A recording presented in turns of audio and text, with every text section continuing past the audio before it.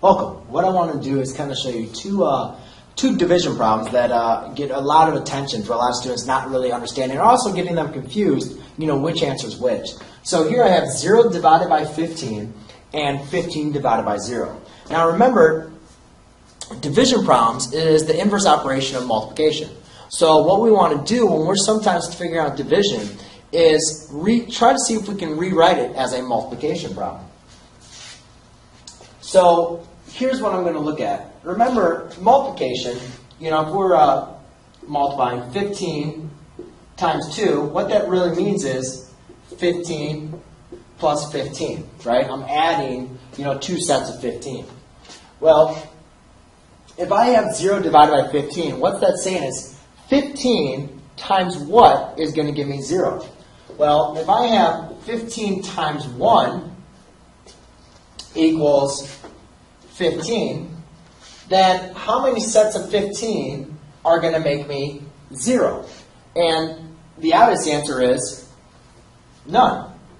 15 times 0 is going to equal 0. There can be 0 sets of 15 will make a 0. So if I have no sets of 15, I automatically have 0. So therefore, this answer is always going to be 0. Anytime you take 0 and divide it by a number, you're always going to get 0. And the reason being is, if you just kind of work way through your table, it doesn't matter. 0 sets of anything will always produce you 0.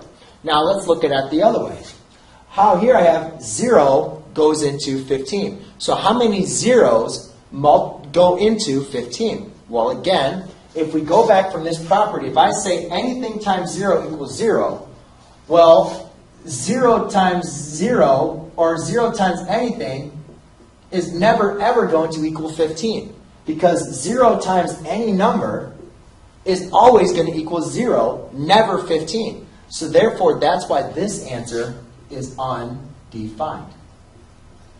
I'll explain everything one more time.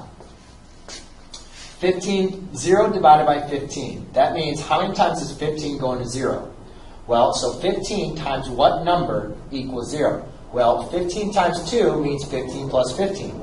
15 times 1 means 15. So 0 would mean 0 of those 15s, wherefore my answer would be 0.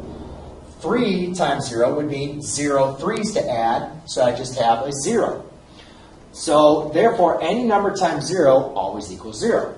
So now I look at the next set. 15 divided by 0. How many times does 0 go into 15? Or 0 times what number equals 15? Well, we just explained that 0 times anything always equals 0. So there's no number you can multiply by 0 that's going to get 15. And therefore, that's why it's undefined. There you go.